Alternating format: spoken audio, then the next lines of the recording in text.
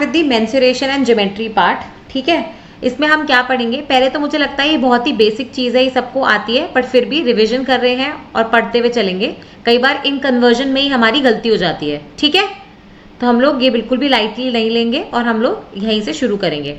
तो मुझे पता है कि आप लोग को पता है कि एक तो होता है मिली, सेंटी, डेसीमीटर, ऐसा कुछ होता है ना, अपन पहले पढ़ते थे।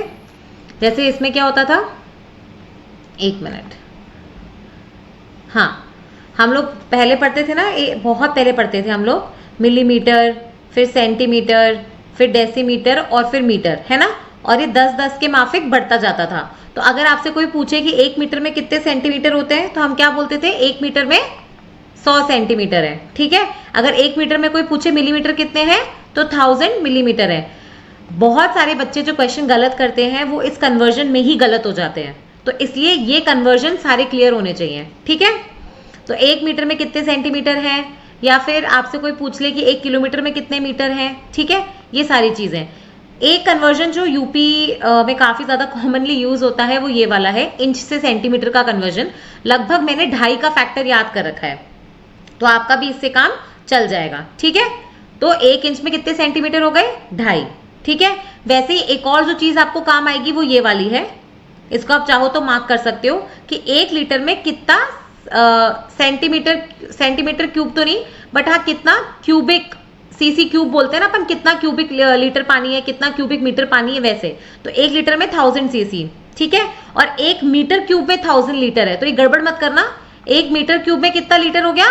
1000 लीटर। ठीक है, ये कन्वर्जन कहीं लिख लो, क्योंकि आगे ऐसे क्वेश्चन आएंगे कि चाहे इसमें नहीं आए तो आगे आएंगे कि टैंक में इतना पानी भरा हुआ है, तो एक जगह तो मीटर क्यूब में दे रखा होगा, फिर बोलेंगे कि पाइप में से इतना लीटर पर आवर में पानी जा रहा है, तो यहां पे फिर आपको मीटर क्यूब से लीटर में कन्वर्ट करने की जरूरत पड़ेगी। ठीक है, तो अब आते हैं हम अपने वाले टॉपिक पे, जो कि बेसिकली है आपका एंगल्स वाला टॉपिक। ठीक है, अब हम एंगल्स देखते हुए चलेंगे। आप मेरे साथ ये डॉक्यूमेंट पे बने रहना। देखो, मैं ना, एंगल क्या होता है, पहली बात तो सबको पता है कि ये, चलो यहाँ पे आ जाते हैं, क्लीन पेज पे लेते हैं। ये सबको पता है एक स्ट्रेट लाइन है, करेक्ट है। अब एक स्ट्रेट लाइन पे अगर मैं दूसरी लाइन बनाऊं, तो ये दोनों लाइंस क्या कहलाएंगी? Intersecting line. ठीक है, क्योंकि वो एक दूसरे को काट रही है। वैसे ही अगर मैंने एक लाइन ऐसी बनाई और दूसरी लाइन ऐसी बनाई, ठीक है, ये दोनों लाइन्स को हम लोग क्या बोलते हैं? ये पैरेलल लाइन्स हैं। इसके आगे चीजें टफ होंगी, हम लोग बहुत बेसिक से करते हुए आगे बढ़ रहे हैं। ठीक है, तो ये लाइंस जो आपस में कहीं ना कहीं एक दूसरे को टकरा रही हैं, वो कहलाती है इंटरसेक्टिंग लाइंस। और जो लाइंस कभी भी कहीं भी मिलेंगी नहीं, ये बस एक दूसरे के साथ साथ चलती रहेंगी, कभी आगे जाके जुड़ेंगी नहीं, ऐसी लाइंस क्या कहलाती है? Parallel lines. ठीक है, तो अगर इस पे आ जाओ, अब मैंने सपोज करो 2 लाइंस बनाई। ठीक है, अब मैंने 2 लाइंस कैसी बनाई है? मैंने 2 लाइंस कैसी बनाई है? एक ऐसी बनाई है और एक ऐसी बनाई है। ठीक है, ये 2 लाइंस के बीच में ये जो एंगल बनता है, ये एंगल कैसा है? अगर ये एंगल 90 से छोटा है तो उसको हम कहते हैं अक्यूट एंगल।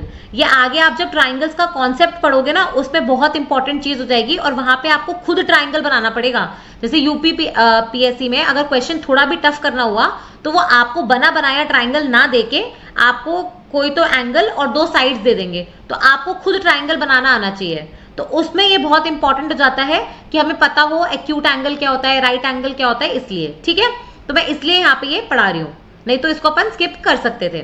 तो इधर आ जाओ, मैंने बोला कि आपने एक लाइन ऐसी बनाई और एक लाइन ऐसी बनाई। ठीक है, अब जब मैंने ये लाइंस बनाई हैं, तो इसमें क्या हो रहा है? ये जो एंगल है, ठीक है, ये वाला एंगल क्या कहलाएगा? अक्यूट एंगल, क्योंकि ये जो एंगल है वो 90 डिग्री से छोटा है, करेक्ट है। फिर अब यही लाइन जब आपस में एक दूसरे के बिल्कुल ऐसे होंगी, एक लेटी हुई और एक खड़ी हुई, है ना, तो ये एंगल क्या हो जाता है?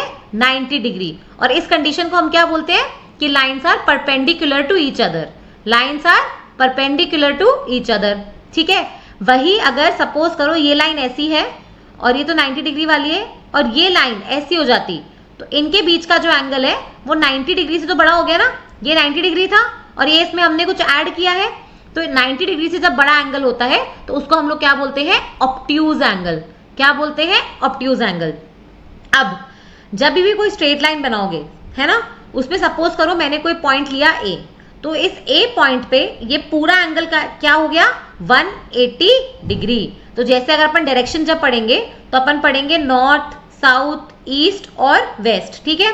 तो ये वाला एंगल कितना है 90, ये वाला एंगल कितना है 90, ये वाला कितना है 90 और ये वाला कितना है 90, पर ये पूरा एंगल ये कितना हो गया 90 प्लस 90 180। तो इसलिए स्ट्रेट लाइन में कोई भी जब पॉइंट लोगे उसके अराउंड आधा हिस्सा जब लोगे, सेमी सर्कल जब लोगे तो वो 180 डिग्री है।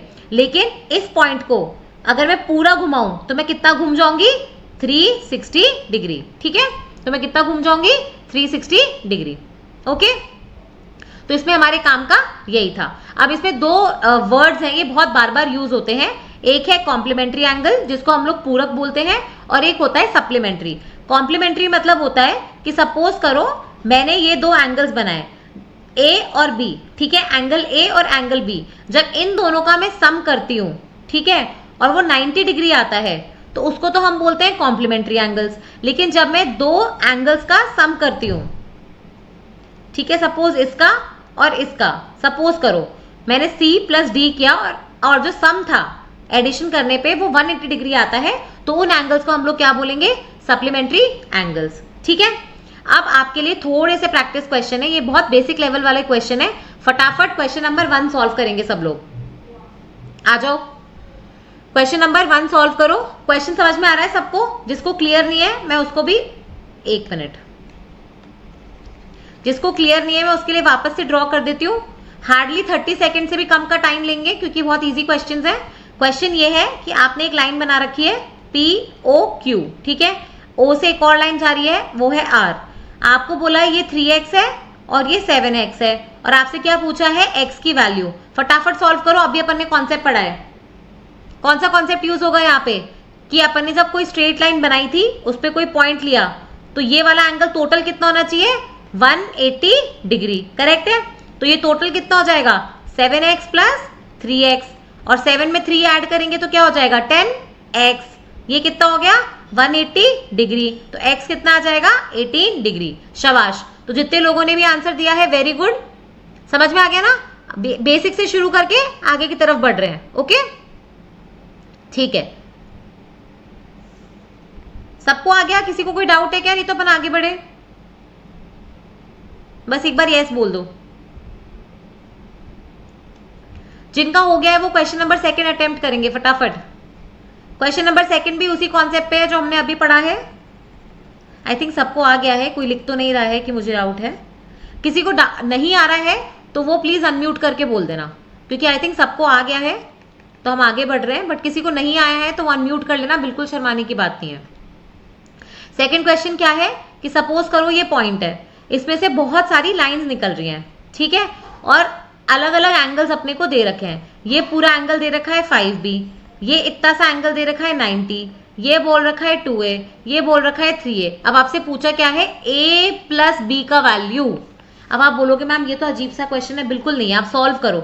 मैंने क्या बताया, एक पॉइंट पे जब पूरा सर्कल घुमाते हो तो कितना एंगल बनता है 360 डिग्री, करेक्ट। 360 डिग्री बनेगा तो आप ऐड कर दो, सारे एंगल्स को ऐड करोगे तो क्या हो जाएगा, ये आएगा 90, करेक्ट है, plus 5B plus 3A plus 2A, ये कितना होना चाहिए 360 डिग्री, है ना। तो 90 को यहां ले जाओ, 360 में से माइनस करोगे तो कितना हो जाएगा 270।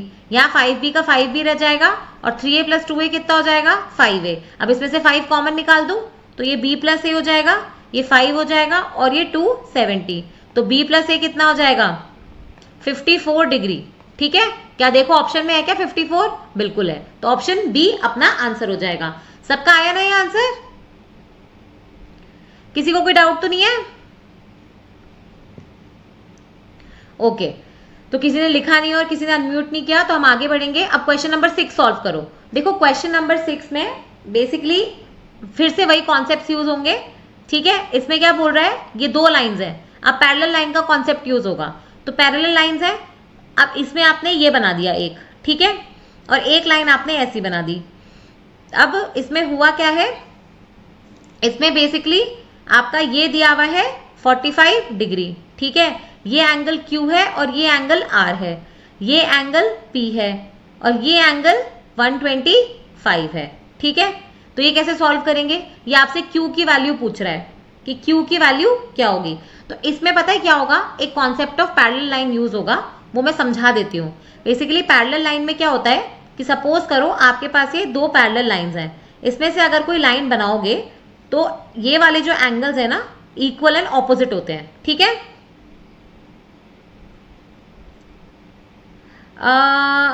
शिव गोपाल लिख रहे हैं कि स्क्रीन शो नहीं हो रही है।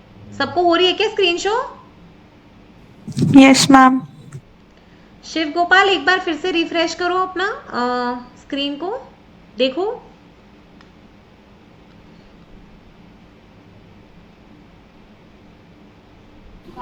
Ma'am, screen is visible, but the questions are not visible properly. वो डॉक्यूमेंट शेयर हुआ है ना आप लोगों के साथ?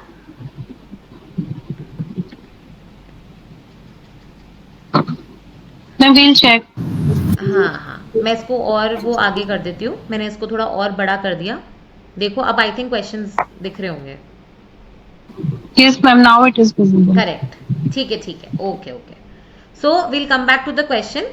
मैं ये बोल रही थी कि जब भी पैरेलल लाइंस होती हैं उसके अंदर एक कॉन्सेप्ट होता है इक्वल एंड ऑपोजिट एंगल्स का। तो पैरेलल लाइन में जो ये वाले एंगल्स होते हैं वो इक्वल एंड ऑपोजिट होते हैं। ठीक है, तो जैसे अगर इसमें ये वाली लाइन बनाऊंगी मैं, ठीक है, तो ये वाला जो एंगल है वो ही ये वाला एंगल होगा। तो P की वैल्यू क्या हो जाएगी 45, और ये वाला जो पॉइंट है हमें इतना पता है कि ये टोटल मिला के कितना होना चाहिए 180। करेक्ट है, ओके। तो 180 में से 125 माइनस करो फटाफट, तो ये हो गया 55। ओके, और हमें ये भी पता है कि ट्राइंगल में तीन एंगल्स का सम कितना होना चाहिए। ठीक है, तो ट्राइंगल में तीन एंगल्स, तीन इंटीरियर एंगल्स का सम कितना होता है 180 डिग्री। ठीक है, इसको सॉल्व करने के बहुत सारे तरीके हैं, मैं सिर्फ आपको जो बेसिक्स आपने बचपन में पढ़ा होगा उससे समझा रही हूँ। ठीक है, तो अपन ने यहाँ पे कौन से कॉन्सेप्ट यूज किए हैं? पैरेलल लाइंस में इक्वल एंड ऑपोजिट एंगल्स। दूसरा अपन ने क्या यूज किया है कि एक पॉइंट पे जब आप पूरा एंगल बनाओगे तो वो 180 होगा। और तीसरा कॉन्सेप्ट हमने यूज करा है कि ट्राइंगल में तीन एंगल्स का सम 180 होता है। अब 180 में से 55 और 45 माइनस कर दो। ठीक है, तो 55 पहले प्लस 45 कर लो तो वो कितना हो जाएगा 100, और 180 माइनस 100 कितना हो गया 80। तो आंसर क्या है इसका? बी आंसर है। तो सबका 6 का आंसर बी आया है। सौम्या ने तो लिख दिया है कि आंसर बी है, बाकी लोगों का आंसर आया क्या? ओके, मीरा ने भी आंसर कर दिया है। एक दो बच्चे और प्लीज ट्राई करो और बताओ। ये क्वेश्चन समझा, थोड़ा सा डिफिकल्टी लेवल बढ़ाया है लेकिन कॉन्सेप्ट्स वही वाले यूज करे हैं, सिंपल सिंपल से। ओके, प्रदीप ने भी लिख दिया, फैजान ने भी लिख दिया। आई थिंक अब सबके आंसर्स। आशीष 40 नहीं है, आंसर 80 है। एक बार रीचेक करो आपने कैसे सॉल्व किया है इसे, और 40 तो ऑप्शन में ही नहीं है। मैम मैं नेक्स्ट वाले का 12 का बता रहा था एक्चुअली। अच्छा अच्छा, ठीक है ठीक है ठीक है। तो आई थिंक सबके आंसर्स आ चुके हैं। अब एक बार फटाफट क्वेश्चन नंबर 12 सॉल्व करो, साथ साथ सब क्लास में करते हुए चलेंगे, पूरा कॉन्सेप्ट ही खत्म हो जाएगा। 12 सॉल्व करो, पैरेलल लाइंस का कॉन्सेप्ट है। इसमें पैरेलल लाइंस कौन सी दिख रही है गौर से देखो। एक तो ये PQ दिख रही है और एक RS दिख रही है। जब भी कोई लाइंस पैरेलल होती है तो हम उसमें ऐसे एरो बना देते हैं ताकि हमें समझ में आ जाए ये दो लाइंस पैरेलल है। अब सपोज करो इसमें ये दो लाइंस भी होती तो इसमें डबल एरो लगा दो। ठीक है, ऐसे मैथ्स में आप सिंबल्स बनाते हो ताकि चीजें आसान हो सके। ये विवेक और ये सारे लोग 40 क्यों लिख रहे हैं?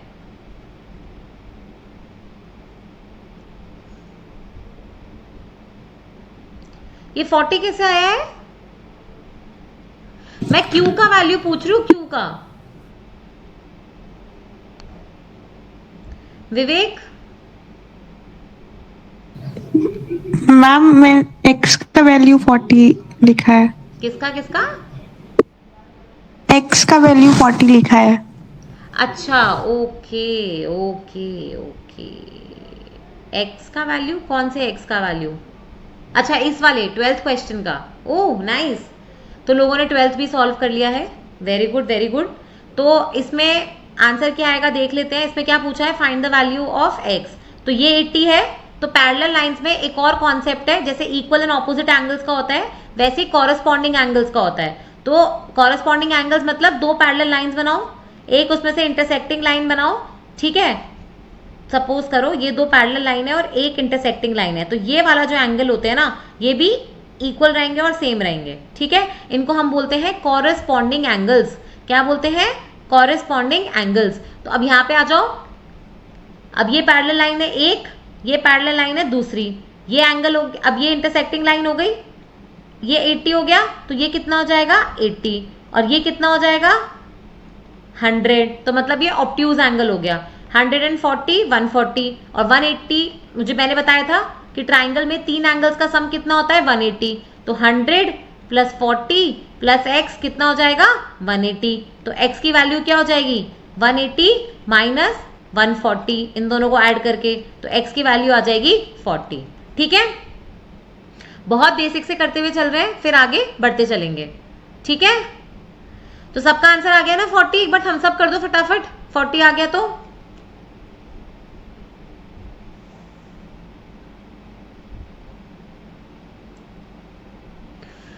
ओके, तो अब हम चलते हैं पॉलीगन्स की तरफ। देखो, अगर एक स्ट्रेट लाइन है तो वो ऐसी दिखती है, ठीक है। अगर 2 स्ट्रेट लाइंस हैं तो वो ऐसी होती हैं, ठीक है। अगर 3 स्ट्रेट लाइन बना दूं और वो आपस में इंटरसेक्ट करेंगी तो क्या बन जाता है ट्राइंगल।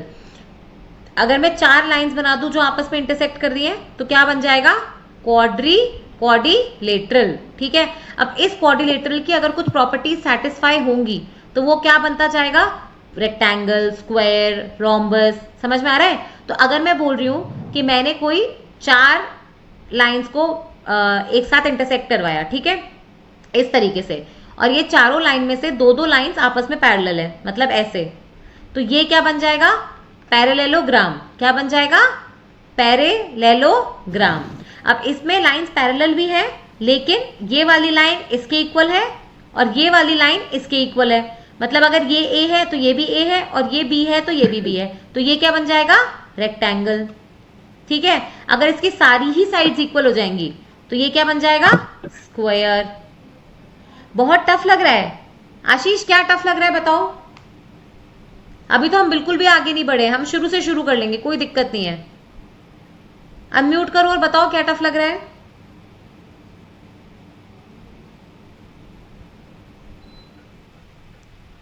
आशीष,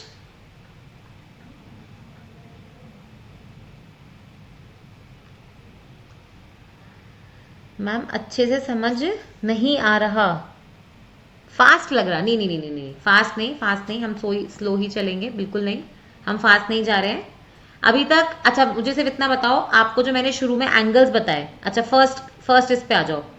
पहले तो अपन ने सिर्फ कन्वर्जन किया है, मीटर को सेंटीमीटर में बदला है, ठीक है, किलोमीटर को मीटर में बदला है, इंच को सेंटीमीटर में बदला है, और मीटर क्यूब को लीटर में बदला है। ये समझ में आया? यस या नो बोलते जाओ, एक तरीके से रिवीजन ले लो बाकी लोग फटाफट। आशीष, यस या नो?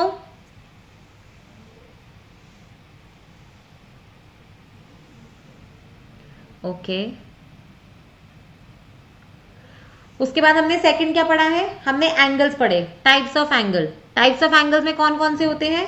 अगर एंगल 90 डिग्री से कम है तो उसको बोलेंगे एक्यूट एंगल। अगर एंगल एग्जैक्टली 90 डिग्री है तो उसको बोलेंगे राइट एंगल, और एंगल अगर 90 डिग्री से ज्यादा है तो उसको क्या बोलेंगे ऑब्ट्यूज एंगल। क्या बोलेंगे? Obtuse angle.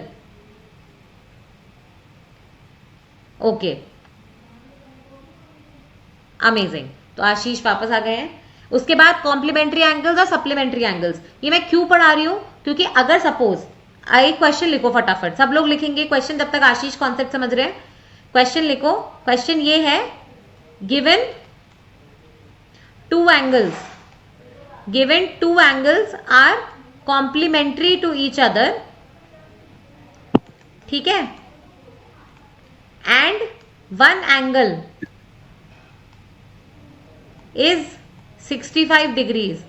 What is the value of other angle? Question समझ में आ गया?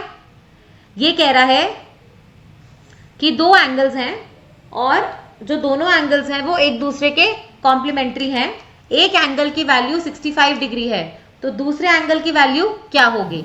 इसमें कॉम्प्लीमेंट्री एंगल्स का 115. Very good. तो इसमें कॉम्प्लीमेंट्री एंगल्स का हमने क्या कॉन्सेप्ट यूज किया है कि कॉम्प्लीमेंट्री एंगल्स वो होते हैं Sum of two angles is 180 degree. Very good, ठीक है, 180 degree. करेक्ट। अब वैसे ही एक सप्लीमेंट हेलो मैम मैम ये तो उल्टा हो 90 complementary angles is when the sum of the angles is 90 degree. And अगर यही चीज सप्लीमेंट्री कर देती मैं यहाँ तो आंसर बदल जाता। ये क्वेश्चन आपके पहले पूछा गया है इसलिए मैंने कॉम्प्लीमेंट्री और सप्लीमेंट्री एंगल्स का कॉन्सेप्ट समझाया है। कॉम्प्लीमेंट्री एंगल्स मतलब सम 90, सप्लीमेंट्री एंगल्स मतलब सम 180। आशीष क्लियर है?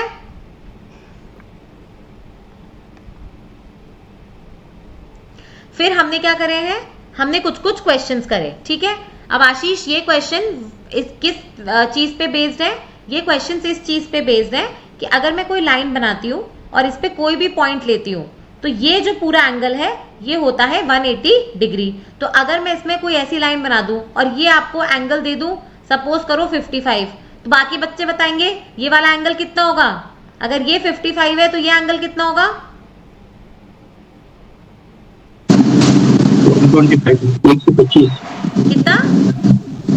125 करेक्ट, ठीक है, 125. वेरी गुड वेरी गुड, है ना। तो समझ में आ रहा है? अब सपोज करो मैं यहाँ पे इसको कॉम्प्लिकेट करना है, इस क्वेश्चन को मैं क्या करूंगी, यहाँ पे 3-4 डंडे बना दूंगी। यहाँ पे लिख दूंगी x, यहाँ लिख दूंगी 2x, यहाँ लिख दिया 6x, यहाँ लिख दिया x/2 और यहाँ लिख दिया 4x। सॉल्व करो इसको, मुझे बताओ x की वैल्यू क्या होगी? आशीष समझ में आ रहा है? हम बस क्वेश्चन को कॉम्प्लिकेट कर सकते हैं अपनी तरीके से, ऐसे ना पूछ के अब मैंने ऐसे पूछ दिया, कॉन्सेप्ट अभी भी वही रहेगा। ये सारी चीजों को ऐड करो और इक्वल टू 180 कर दो। Very good. x की वैल्यू तो बता दो मुझे अब। 360/27। हाँ, कुछ ऐसी अजीब सी वैल्यू आएगी इसकी, मैंने बहुत रैंडमली दिया है। तो ये सॉल्व हो जाएगा अगर 360 है तो 9 4 और 9 3 40/3 है क्या आंसर? कुछ अभी कॉन्सेप्ट समझ में आ गया ना? 13.83। ठीक है, तो ये आप अभी सॉल्व कर सकते हो। ओके आशीष, फिर इसी कॉन्सेप्ट पे ये दोनों क्वेश्चंस बेस्ड थे। फिर हम आगे आए कॉन्सेप्ट ऑफ पैरेलल लाइंस पे। अब कॉन्सेप्ट ऑफ पैरेलल लाइन क्या होता है वो भी देखते हुए चलो कि अगर दो लाइंस हैं, ठीक है, वो कभी भी एक दूसरे से इंटरसेक्ट नहीं करेंगी तो वो पैरेलल लाइंस है। अब पैरेलल लाइंस में हम 2-3 कॉन्सेप्ट याद करेंगे। क्या कि अगर पैरेलल लाइंस के बीच में से मैंने कोई ये लाइन बना दी तो ये वाले जो एंगल्स हैं ये दोनों इक्वल होते हैं, ठीक है। अगर ये 60 डिग्री है तो ये भी 60 डिग्री होगा। एक फटाफट मुझे बताओ, मैं एक डायग्राम बना रही हूं, उसमें मुझे बताना कि एंगल की वैल्यू क्या होगी।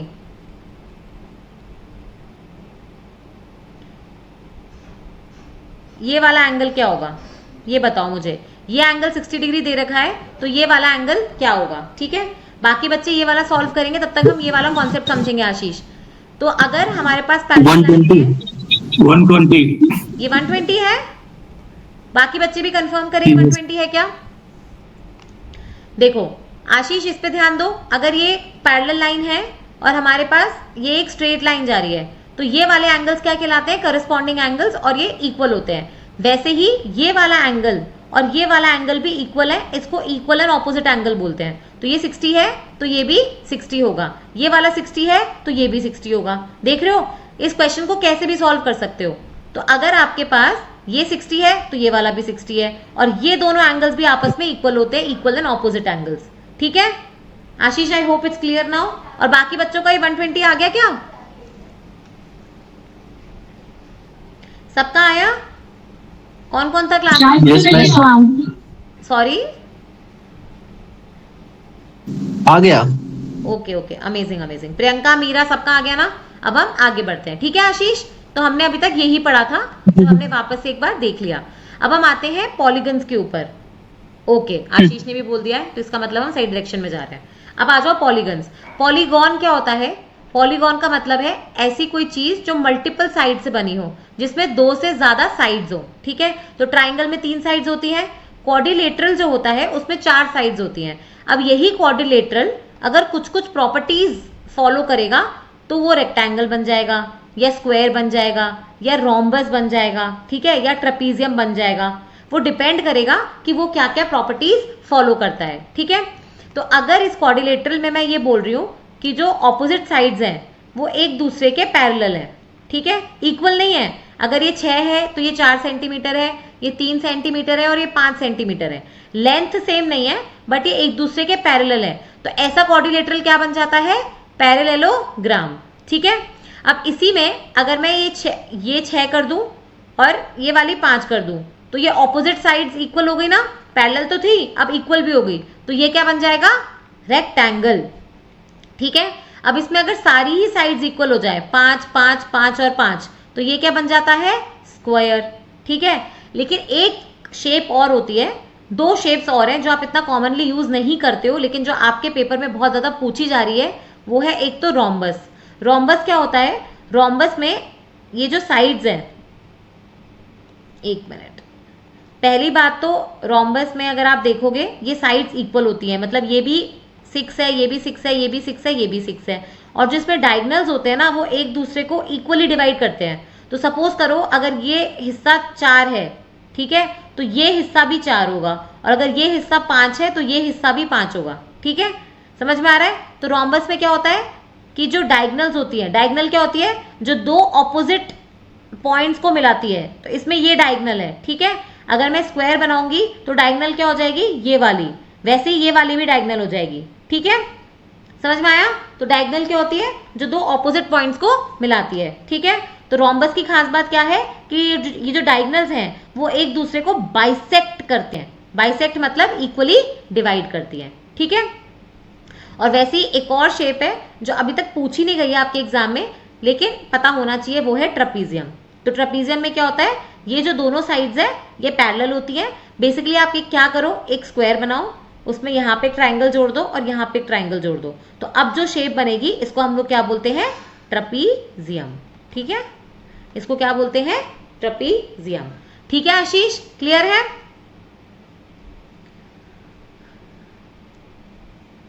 Okay, so people are writing yes and clear. अब देखो एक चीज होती है रेगुलर, ये आपके क्वेश्चन में बोला गया है कई बार, आपको गिवन होता है कि रेगुलर पॉलीगन है। रेगुलर पॉलीगन का मतलब क्या होता है, जिसमें सारी साइड्स इक्वल होती हैं, ठीक है।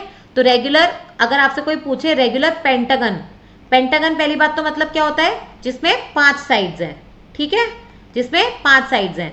पेंटागन, हेक्सागन मतलब जिसमें 6 साइड्स हैं। हेप्टागन मतलब हेप्टा, जिसका मतलब 7 साइड्स हैं। ट्राइंगल मतलब 3 साइड्स। क्वाड्रिलेटरल मतलब 4 साइड्स। पेंटागन मतलब 5 साइड्स। हेक्सागन मतलब 6 साइड। 6 साइड कैसे होंगी, 1 2 3 4 5 6, ठीक है।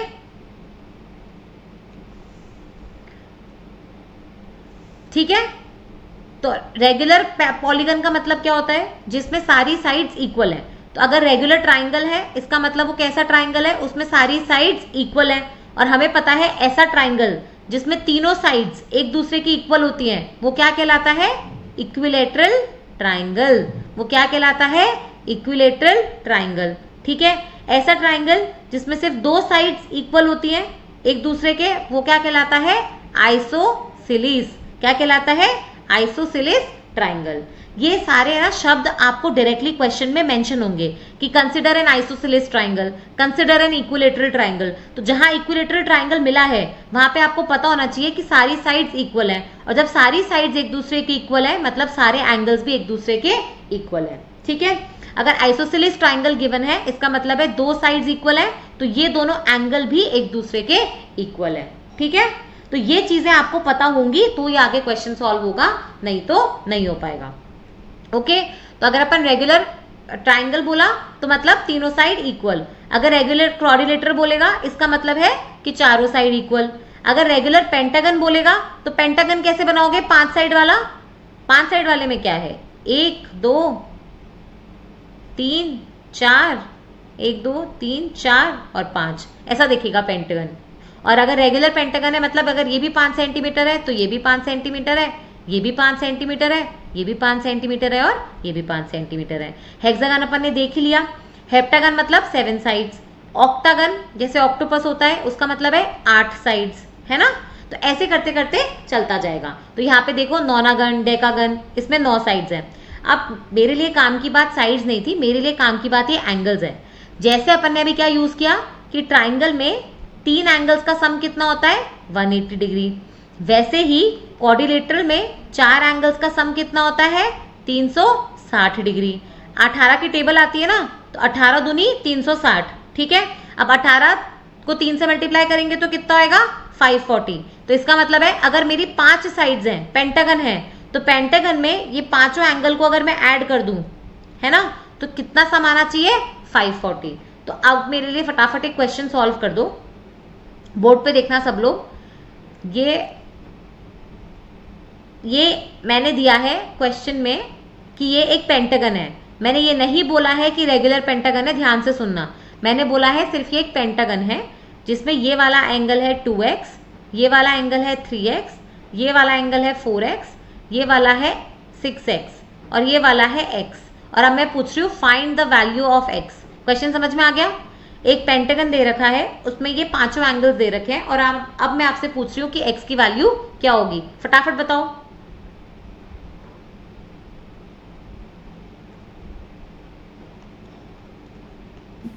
फोर्टी डिग्री 540/16 आना चाहिए। 540/16 कितना होगा 4 4 16, 4 1 4, 4 3 12, 4 5 20। नहीं, ये तो कुछ अजीब सा नंबर आएगा 135/4। आशीष 40 कैसे आया है? मैम 540 टोटल हो जाएगा। करेक्ट है आशीष। 2x plus 540 total ma'am 16x 16x है 540। हाँ करेक्ट, 540 16x के बराबर है। तो x की वैल्यू कुछ ऐसे फ्रैक्शन में आएगी। अच्छा, कैलकुलेशन मिस्टेक हो गई, ठीक है, समझ में आ गया। तो ऐसे ही सॉल्व करते हुए अपन आगे बढ़ेंगे। तो ये बेसिक क्वेश्चन हो गया। अब देखो, ये वैसे आपके काम का नहीं है, अभी तक ये प्रॉपर्टी यूज भी नहीं हुई है, ठीक है, तो इसको अभी हम छोड़ देंगे, बट आपके नोट्स में है, तो जस्ट इन केस कभी हमने आगे कॉम्प्लेक्स चीजें पढ़ी तो वहां पे हम ये यूज कर लेंगे, ठीक है। पर अब जैसे ही देखो, ये वाला चीज जो है ना, ये याद रखना, ये बोल रहा है कि सपोज करो, अगर ये तो आपने अभी मैंने पढ़ाया है इसलिए आपको याद है कि पेंटागन में सम ऑफ द एंगल्स कितना होगा 540 डिग्री। वैसे ही अगर मैं आपसे 2 डेकागन पूछूं तो फिर कैसे बताओगे, दिक्कत हो जाएगी ना। तो इसके लिए ये वाला फॉर्मूला काम आ जाएगा, n-2 इंटू पाई, या पाई की वैल्यू 180 डिग्री लिख लो, ठीक है, n-2 इंटू पाई। तो इसमें क्या हो जाएगा कि सपोज करो 2 डेकागन है, तो 2 डेकागन में कितनी साइड्स होती है 10, तो n की वैल्यू कितनी हो जाएगी 10। तो मुझे बताओ सम ऑफ द एंगल्स कितना हो जाएगा 10 - 2 कितना होता है 8 इंटू पाई, यानी 8 इंटू 180 कितना होएगा 1440। अब ऊपर जाओ स्लाइड में, देखो यही आंसर आ रहा है क्या, देखो आ गया ना 1440। समझ में आया क्या, ये क्लियर हुआ क्या? मेरे लिए क्वेश्चन सॉल्व कर दो फटाफट। लिखो यहां पे अ पॉलीगन हैविंग 12 साइड्स, ठीक है, sum of all the interior angles will be equal to what, बता दो मुझे फटाफट। 12 साइड्स का पॉलीगन है तो sum of all the interior angles कितना होगा 1800 12 - 2 इंटू पाई होगा, तो 10 इंटू पाई यानी 180 इंटू 10 विच इज 1800, ठीक है। तो ऐसे क्वेश्चंस तो फटाफट देखते ही अटेम्प्ट कर देना 10 सेकंड के अंदर, ओके। आ जाओ अब नेक्स्ट क्वेश्चन पे आओ। पहले मेरे लिए क्वेश्चन नंबर 62 सॉल्व करेंगे सब लोग फटाफट। क्वेश्चन नंबर 62, इसको मैं और जूम कर देती हूँ, अच्छे से दिख जाएगा, दिख रहा है सबको। तो क्वेश्चन नंबर 62 सॉल्व करो, मुझे एक्स की वैल्यू बताओ।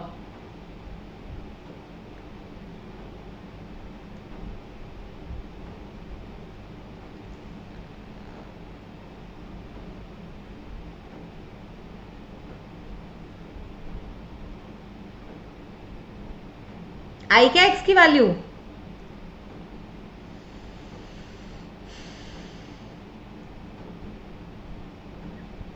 वन 130 आ रही है, सबकी 130 आ रही है क्या? कैसे होएगा?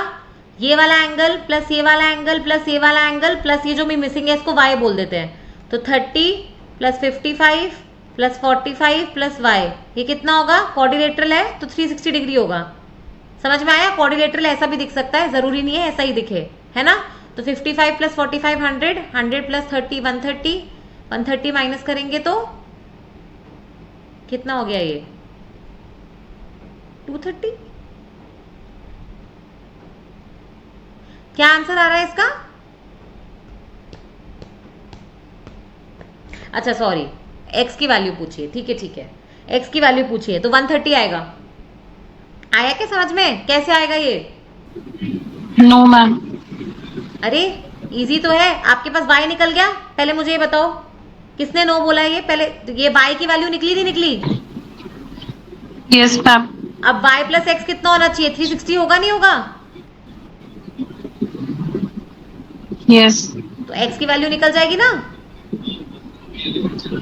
तो x की वैल्यू कितनी आएगी? Yes ma'am. 130 आ गई सबकी? 130। Very good. अभी थोड़ा सा कॉम्प्लिकेटेड क्वेश्चन है, ये कॉम्प्लिकेटेड तो नहीं है, यूपीएससी में आया हुआ क्वेश्चन है, ये क्वेश्चन अटेम्प्ट करेंगे सब लोग। क्वेश्चन सुनो, क्वेश्चन बोल रहा है कि एक प्लेन है। प्लेन मतलब क्या होता है? प्लेन मतलब जैसे आपकी कंप्यूटर की स्क्रीन, आपका लैपटॉप का स्क्रीन, मोबाइल का स्क्रीन, जो एक ही डायमेंशन, जिसमें सिर्फ 2 डायमेंशन है, एक लेंथ है और एक ब्रेड्थ है, ठीक है, ये प्लेन हो गया। इसमें वो बोल रहा है कि एक लाइन है x, ठीक है, वो परपेंडिकुलर है लाइन y के। तो ये मैंने x बनाई और ये मैंने लाइन y बनाई, ठीक है, and x is perpendicular to line y and parallel to line z, मतलब x लाइन y के परपेंडिकुलर है और लाइन z के पैरेलल है। सपोज करो ये ऐसे जा रहा है, ठीक है। अब ये बोल रहा है, एक कुछ और बात करने लग गया कि लाइन u है वो परपेंडिकुलर है v के एंड w के, पर इससे हमारा कुछ सॉल्व हो नहीं रहा है। अब तीसरी सेंटेंस पढ़ो कि लाइन x जो है वो परपेंडिकुलर है लाइन v के, तो मतलब इसमें एक लाइन v भी होगी ऐसी जिससे लाइन x परपेंडिकुलर है।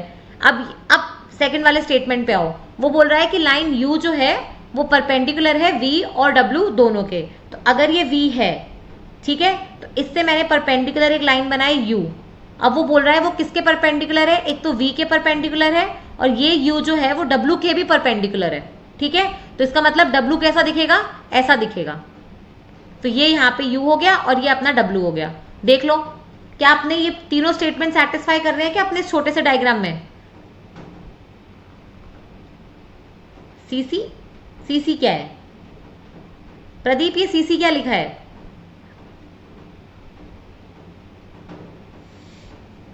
तो प्रदीप जब तक बताएंगे तब तक हम देखते हैं इसका आंसर क्या होना चाहिए, ये बताओ। अभी 4 स्टेटमेंट्स दे रखे हैं, इसमें से क्या सही है?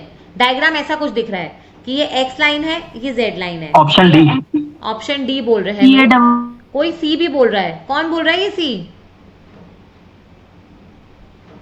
सी कैसे आ रहा है? इस डायग्राम में देखो, पहला स्टेटमेंट क्या है? अच्छा, ए और बी में तो कंफ्यूजन है ही नहीं। अब सी और डी देखते हैं। सी जो बोल रहे हैं जेड वी और यू परपेंडिकुलर हैं।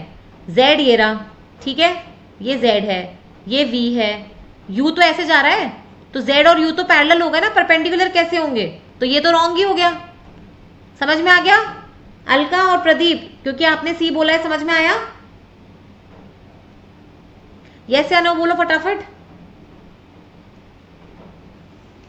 देखो ये z है, अच्छा प्रदीप को आ गया, अलका को भी आ गया, ओके।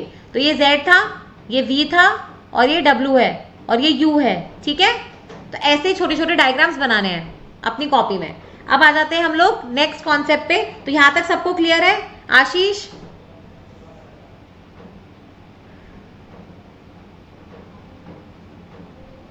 आशीष यादव है ना? समझ में आया क्या? हम आगे बढ़े? कोई डाउट है तो वापस रिपीट कर देंगे, बताओ।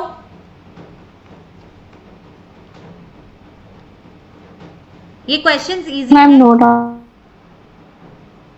आशीष बोले थे क्या अभी? I am sorry. Okay, Ashish is also saying thumbs up, तो I think we are sorted. Now let's come to triangles. चलो, अब ट्राइंगल में हमने ये बेसिक कॉन्सेप्ट तो पढ़ ही लिया। क्या पढ़ लिया हमने? कि sum of all the angles is 180 degree. Triangle ऐसा पॉलीगन है जिसमें 3 साइड्स होती हैं, ठीक है। अब ये चीज मुझे बताओ कि एक ट्राइंगल अगर आपने बनाया, ठीक है, अगर मैं किसी भी 2 भुजाओं का एडिशन करूं, कोई भी 2 साइड्स का एडिशन करूं, तो ऑब्वियसली वो तीसरे वाले से बड़ा होना चाहिए ना, नहीं तो ये ट्राइंगल ही नहीं बनेगा। तो ये थोड़ी ऑब्वियस सी प्रॉपर्टी है, लेकिन कई बार क्या होता है हम जब ट्राइंगल कंस्ट्रक्ट करते हैं तो काम आ जाती है। गौरव बोल रहा है एक बार दोबारा बता दीजिए उस क्वेश्चन को, ये वाले क्वेश्चन को गौरव, ZUV वाले को। देखो इसमें क्या पूछ रहा है, ये डायग्राम आपको खुद बनाना है एग्जाम में, तो इसमें एक एक स्टेटमेंट से डायग्राम बनाते जाओ। 1 मिनट, हम 1 मिनट गौरव का डाउट सॉल्व करेंगे और फिर हम आगे बढ़ेंगे वापस 2 मिनट के लिए, ठीक है। तो इसमें क्या हो जाएगा, देखो ये क्या बोल रहा है, पहले ये स्टेटमेंट लो, एक एक स्टेटमेंट, ये एक स्टेटमेंट है, ये दूसरा स्टेटमेंट है, ठीक है, और ये तीसरा स्टेटमेंट है। अब ये तीनों स्टेटमेंट्स देखो, ये बोल रहा है कि x एक लाइन है जो y के परपेंडिकुलर है और z के पैरेलल है। तो सपोज करो ये x लाइन है, ये z लाइन है और ये y के परपेंडिकुलर है। तो अगर ये y के परपेंडिकुलर है तो ये भी y के परपेंडिकुलर हो गया, ठीक है। फिर ये पहला स्टेटमेंट हो गया। दूसरा स्टेटमेंट बोल रहा है कि कोई u लाइन है वो परपेंडिकुलर है लाइन v और w के, मतलब अगर ये v है और ये w है तो ये u है। ये हो गया अपना सेकंड स्टेटमेंट, लेकिन इसको हम इसमें जोड़ नहीं पा रहे हैं, इसका मतलब है कि हमें थर्ड स्टेटमेंट यूज करना पड़ेगा। थर्ड स्टेटमेंट क्या है कि x लाइन परपेंडिकुलर है v के, तो ये x है, तो मेरी v लाइन कैसी होगी अगर वो परपेंडिकुलर है, तो v भी ऐसी होगी ना। 1 मिनट, ठीक है, तो मेरी v लाइन कैसी होगी, ये, तो ये मेरी v लाइन हो गई। अब यहां से मुझे क्या पता लग रहा है कि v w के पैरेलल है, तो w भी ऐसा हो जाएगा और u कैसी लाइन हो जाएगी, ये वाली, ठीक है। ये डायग्राम बनते ही क्वेश्चन सॉल्व हो जाएगा। तो गौरव अभी डायग्राम बनाना आ गया, यस या नो?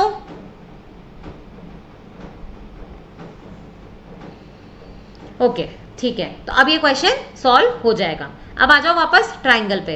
तो ट्राइंगल हमने देख लिया, 3 साइड वाला हो गया, किसी भी 2 साइड का सम तीसरी साइड से बड़ा होना चाहिए, ठीक है। और हमेशा याद रखना अपन ट्राइंगल में जैसे ये भुजा है तो इसके ऑपोजिट एंगल ये वाला हो गया, ये भुजा है तो इसके ऑपोजिट एंगल ये वाला हो गया, और ये वाली साइड है तो इसके ऑपोजिट एंगल ये वाला हो जाएगा, ठीक है। अब 2 चीजें या 2 वर्ड्स होते हैं, एक होता है सर्कमस्क्राइब और एक होता है इंस्क्राइब। ये सर्कल है, ठीक है। अब मैंने चीज लिखी है, अ सर्कल इज सर्कमस्क्राइबिंग, ठीक है, ट्राइंगल। एक सर्कल सर्कमस्क्राइब कर रहा है ट्राइंगल को, मतलब मेरा ट्राइंगल के ऊपर सर्कल है सर्कमस्क्राइब, और एक ट्राइंगल के अंदर इंस्क्राइब्ड है सर्कल, इसका मतलब है ट्राइंगल के अंदर है सर्कल, ठीक है। तो ये 2 शब्द में कंफ्यूज मत करना, सर्कमस्क्राइब मतलब ये है और इंस्क्राइब मतलब ये है, ठीक है। दोबारा कंफ्यूजन तो नहीं होगा, सर्कमस्क्राइब मतलब ये और इंस्क्राइब मतलब ये, ठीक है। अब दूसरी एक प्रॉपर्टी और है जो आपके एक क्वेश्चन में काम आएगी, वो ये है कि सपोज करो ये मैंने सर्कल बनाया जिसका ये सेंटर है, अब मैंने एक ट्राइंगल भी बनाया है, उसमें ये ऐसे बनाया है, ठीक है। तो ये जितना एंगल होगा, सपोज ये ए है, तो ये जो सेंटर पे एंगल बनेगा वो कितना होगा, ट्वाइस ऑफ द एंगल जो यहाँ पे बन रहा है, ठीक है। तो अगर ये ए है तो ये कितना हो जाएगा 2a, तो अगर ये 40 है तो अंदर वाला एंगल कितना हो जाएगा 80, ठीक है। ये प्रॉपर्टीज हैं जो मैं आपको ऐसे ही बता रही हूँ क्योंकि हम ट्राइंगल पढ़ रहे हैं, ओके। तो अगर ऊपर वाला ए है तो नीचे वाला 2a हो जाएगा, ओके। फिर एक और प्रॉपर्टी क्या होती है, एक और प्रॉपर्टी ये है कि सपोज करो ये आपका सर्कल है और ये आपका सेंटर है ना, ये आपकी डायमीटर है, करेक्ट है। सेंटर से पास होने वाली लाइन क्या कहलाती है, डायमीटर। इतना हिस्सा क्या कहलाता है, रेडियस, लेकिन पूरा हिस्सा क्या कहलाता है, डायमीटर। तो इस डायमीटर से जब भी मैं इसके सरकमफेरेंस पे एंगल बनाऊंगी तो ये जो एंगल होगा ना ये हमेशा 90 डिग्री होगा। ये एंगल क्या हो जाएगा 90 डिग्री, समझ में आ रहा है। ये एंगल क्या हो जाएगा 90 डिग्री। तो अगर आपसे कोई ये बोले कि सपोज करो एक सर्कल है जिसका सेंटर दे रखा है O है, ठीक है, उसका रेडियस दे रखा है 4, तो अगर ये 4 है तो ये भी 4 हो गया, यानी डायमीटर हो गई 8, ठीक है। उसके बाद ये बोला है कि ये जो है ये B पॉइंट पे टच करते हैं जो कि सरकमफेरेंस पे आता है ये B, तो आपको इमीडिएटली पता लग जाना चाहिए कि ये 90 डिग्री होगा, ठीक है। अब इसमें अगर आपको ये A था और ये C था, अब अगर मैं इसमें BC की वैल्यू दे दूं, सपोज करो कि ये था आपका 12, 6 और 6, ठीक है। अच्छा एक क्वेश्चन नहीं लिख लो, एक काम करो, एक क्वेश्चन लिखो। क्वेश्चन क्या है, क्वेश्चन है कि फॉर्म अ सर्कल, ठीक है, विथ सेंटर O, है ना, हैविंग रेडियस 6, ओके, हैविंग या फिर हैविंग रेडियस कितना लूं मैं, ओके, हैविंग रेडियस 6.5, ठीक है, having radius 6.5 centimetre, okay, the diameter, okay, passing through O touches the circle at B point, ठीक है, the two ends of diameter are A and C, value of BC is 5, then find the value of AC. Question clear है? Find the value of AC, ठीक है, What is C? पढ़ो क्या लिखा है मैंने, two ends of diameter are A and C, समझ में आ गया C क्या है? Ma'am, please repeat. क्वेश्चन है, एक सर्कल बनाया विथ सेंटर एट O जिसकी रेडियस है 6.5 सेंटीमीटर। अब ये बोल रहा है the diameter is passing through O and touching the circle eight B, ठीक है, B मतलब ऑपोजिट पॉइंट, सर्कमफेरेंस पे कहीं B पे टच कर रहा है। The two ends of the diameter, जो दो एंड्स हैं, दो छोर है अपने डायमीटर के, वो A और C दे रखे हैं, उसमें अब BC की वैल्यू अपने को 5 सेंटीमीटर दे दी है, तो AC की वैल्यू कितनी होगी बताओ? AC 13 नहीं है, AC कैसे, अच्छा AC नहीं गाइस, AC नहीं, क्वेश्चन गलत है, AC नहीं, AB की वैल्यू बताओ। Very smart Ranvijay, very good, AC तो 13 होगा, AB की वैल्यू क्या है? 12, ओके, AB की वैल्यू 12 बोलिए, किसी एक ने बोलिए, बाकी बच्चे क्वेश्चन, चलो AC भी बता दो और AB भी बता दो। AC 13 है, AB की वैल्यू बताओ कितनी होगी?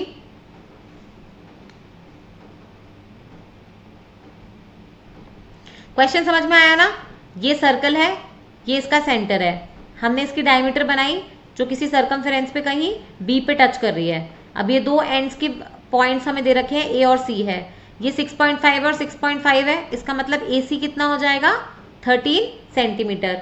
अब BC की वैल्यू हमें 5 सेंटीमीटर दे रखी है, AB की वैल्यू पता नहीं है, हम इसमें क्या यूज कर रहे हैं? Pythagoras theorem. पाइथागोरस थ्योरम के हिसाब से अगर नीचे ये वाली साइड पता है और ये वाली साइड पता है ना, सपोज ये ABC है, या सपोज करो ये DEF है ना, DE और F, तो DE का स्क्वायर प्लस EF का स्क्वायर, DE का स्क्वायर प्लस EF का स्क्वायर कितना होता है? ये हाइपोटेन्यूज के बराबर, DE के स्क्वायर के बराबर। इस केस में 90 डिग्री ये वाला एंगल है, तो AB का स्क्वायर प्लस BC का स्क्वायर कितना हो जाएगा? AC का स्क्वायर, ठीक है, तो ये 5 स्क्वायर है प्लस AB का स्क्वायर है और ये 13 का स्क्वायर, तो यहां से AB की वैल्यू कितनी आ जाएगी?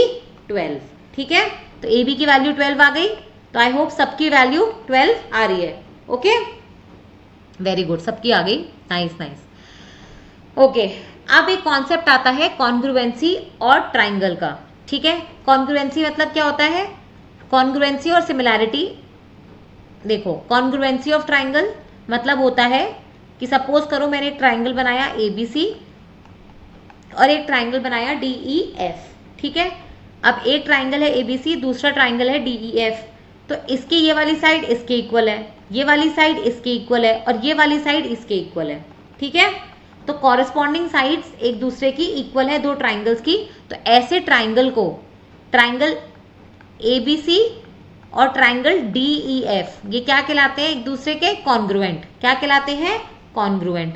बट सपोज करो ये जो ट्राइंगल्स हैं, ठीक है, इसमें ऐसा होता कि ये इक्वल ना होने की बजाय कुछ रेशियो में सेम होते, कि अगर ये 1 सेंटीमीटर है, ये सपोज 2 सेंटीमीटर है साइड और ये 3 सेंटीमीटर है, ठीक है, और ये वाली जो साइड है ये 2 सेंटीमीटर है, ये 4 सेंटीमीटर है और ये 6 सेंटीमीटर है, तो आपको क्या दिख रहा है कि DEF जो ट्राइंगल है वो ABC के जो साइड्स हैं उसका डबल है, तो ऐसा कोई चीज जहां पे ये प्रपोर्शन में हो गई तो उसको जनरली हम लोग सिमिलैरिटी बोलते हैं, कि ये ट्राइंगल्स एक दूसरे के सिमिलर हैं। सिमिलर के लिए हम एक थ्योरम यूज करते हैं SAS, कि दो साइड्स और एक एंगल अगर सेम होता है दो ट्राइंगल के बीच में, तो उसको हम क्या बोलते हैं कि वो ट्राइंगल्स एक दूसरे के सिमिलर हैं। ये क्यों बता रही हूँ, क्योंकि एक क्वेश्चन आया था PYQ में आपके सिमिलर ट्राइंगल्स के ऊपर, इसलिए यहाँ पे हमने एक कॉन्सेप्ट बेसिकली स्टडी किया है। तो सिमिलर ट्राइंगल में ये वाली चीज हमें याद रखनी है कि जो उनका एरिया होता है या उनका जो वॉल्यूम होगा या एल्टीट्यूड यानी हाइट जो होगी वो उनका रेशियो सेम होगा, ठीक है, इसलिए बता रही हूँ। तो सपोज करो अगर ये एक ट्राइंगल है और ये एक ट्राइंगल है, मैं बोल रही हूँ कि ये सिमिलर है, ठीक है। मैंने बोला कि सपोज ये ट्राइंगल 1 है और ये ट्राइंगल 2 है। क्वेश्चन लिखो, चलो क्वेश्चन से ही समझते हैं। क्वेश्चन ये है कि given are the two triangles ABC and DEF, ठीक है। These two triangles are similar to each other such that area of triangle ABC is, ठीक है, half of area of triangle DEF, ठीक है। Then what will be the possible ratio? Question है possible ratio. What will be the possible ratio of height of triangle ABC to DEF? बताओ। 1:2। Correct, समझ में आ गया कितना इजी क्वेश्चन है। मैं एग्जैक्ट नहीं पूछ रही हूँ आपसे, मैं पॉसिबल पूछ रही हूँ यहाँ पे, ठीक है। तो ऐसे ही क्वेश्चंस आएंगे, ओके। थोड़ा घुमा फिरा के आपसे प्रॉपर्टीज पे क्वेश्चन पूछे जा सकते हैं, इनको तो फटाफट अटेम्प्ट कर देना। अब आ जाओ एरिया ऑफ द ट्राइंगल। तो एरिया ऑफ द ट्राइंगल निकालने के लिए हम जो बचपन से फॉर्मूला यूज करते हैं वो क्या है, ये वाला। एरिया ऑफ द ट्राइंगल कितना होता है, हाफ बेस इनटू हाइट। तो ये तो बेस हो गया और ये ट्राइंगल की हाइट हो गई, तो ये तो हो गया जनरल फॉर्मूला। दूसरा फॉर्मूला, अगर आपका ट्राइंगल राइट एंगल ट्राइंगल हो, मतलब एक एंगल उसमें 90 हो, तो हाफ ऑफ ये तो बेस हो गया और हाइट आपकी ये वाली साइड हो जाएगी, ठीक है। बट व्हाट इफ आपका ट्राइंगल ऐसा गिवन हो जहाँ पे एक साइड 2 सेंटीमीटर है, एक साइड 5 सेंटीमीटर है और एक साइड 3 सेंटीमीटर, हाँ एक साइड 3 सेंटीमीटर है। अब इसमें आपको हाइट तो पता लग नहीं रही है ना, आपको एंगल्स पता है, तो फिर कैसे निकालोगे एरिया। तो ये आपका पहले पूछा है क्वेश्चन, तो हम ये वाला यूज करेंगे फॉर्मूला। तो एरिया निकालेंगे हम लोग अंडर रूट, ठीक है, S into S minus A, S minus B, S minus C। और ये S कैसे निकलेगा, तीनों साइड्स का सम लेके डिवाइड बाय 2, ठीक है, तीनों साइड्स का सम लेके डिवाइड बाय 2। तो अब एक क्वेश्चन होना चाहिए, एक मिनट आगे, ठीक है, एक क्वेश्चन लिखो फटाफट। क्वेश्चन ये है कि देयर इज अ ट्राइंगल, ठीक है, जिसके 3 sides are given as 5 centimetre, 6 centimetre and 4 centimetre. अब क्वेश्चन क्या है, find the area of triangle and find the perimeter of triangle. Perimeter मतलब क्या होता है कि अगर मैं यहाँ से रस्सी बांधू और इसको घुमाती जाऊं तो कितनी रस्सी मेरी टोटल लग जाएगी। तो पेरीमीटर मतलब 5 + 6 + 4, ठीक है। पेरीमीटर ऐसे ही निकलता है, आप बेसिकली लेंथ को ऐड करते चले जाते हो। और एरिया ऑफ द ट्राइंगल बताओ कितना होगा, अभी जो हमने फॉर्मूला याद किया है।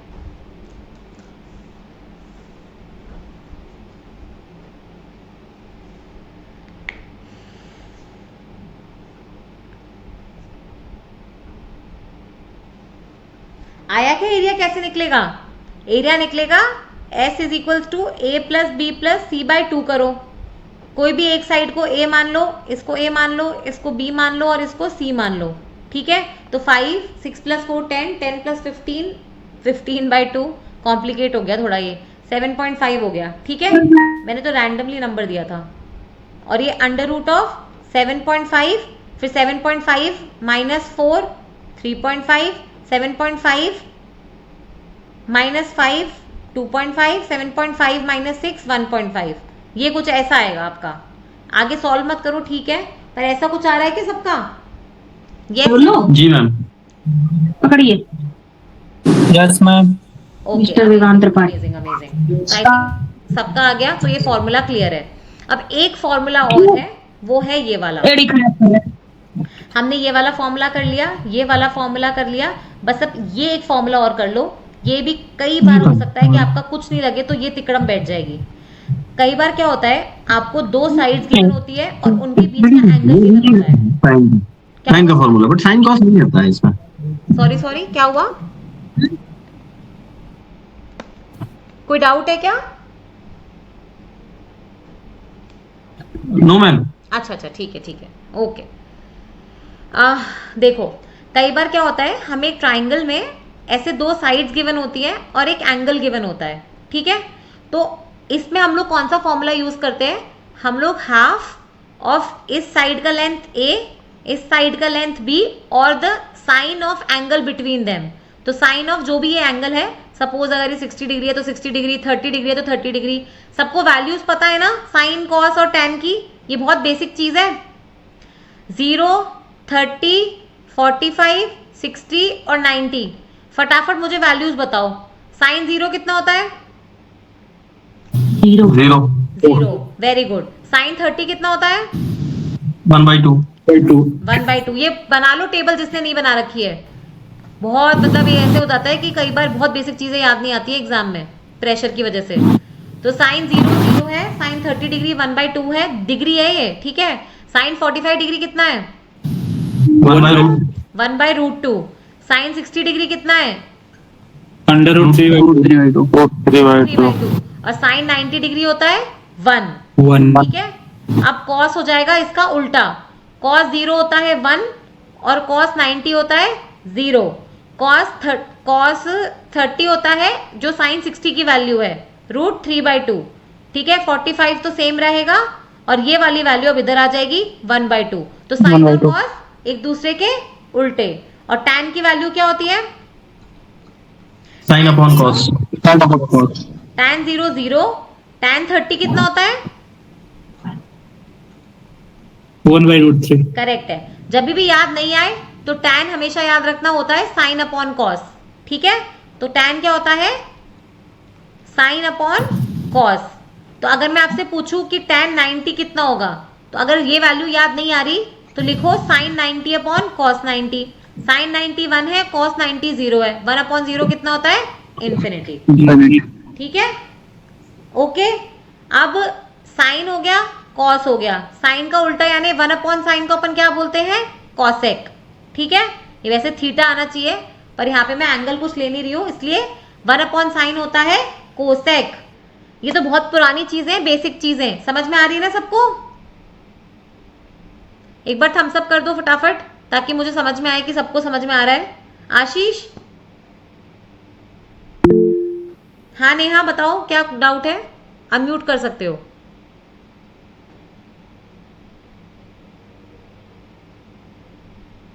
नेहा?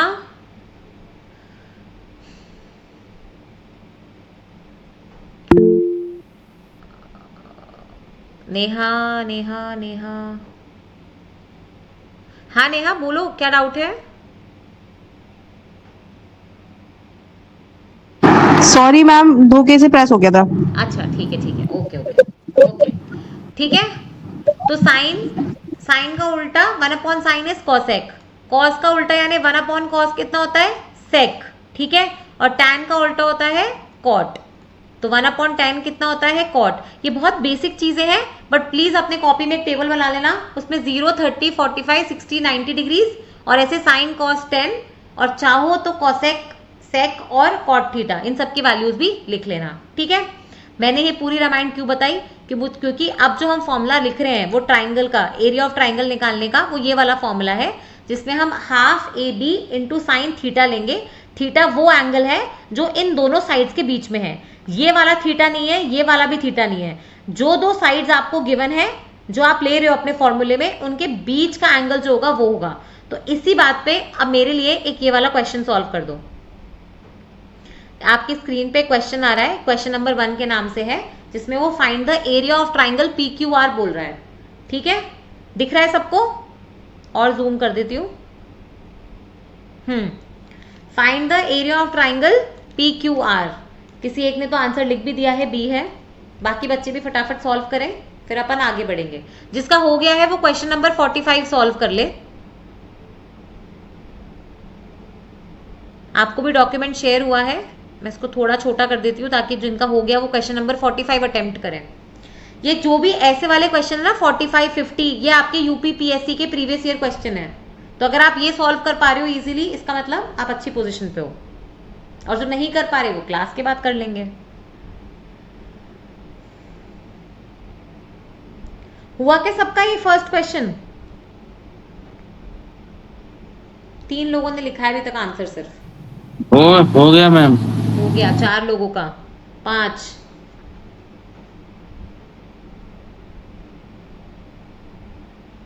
ओके 6, 30 प्लस आने चाहिए कम से कम, 7, 33 लोग इसको देख रहे हैं, 8, 9, 10, 10 people have solved it. What about others?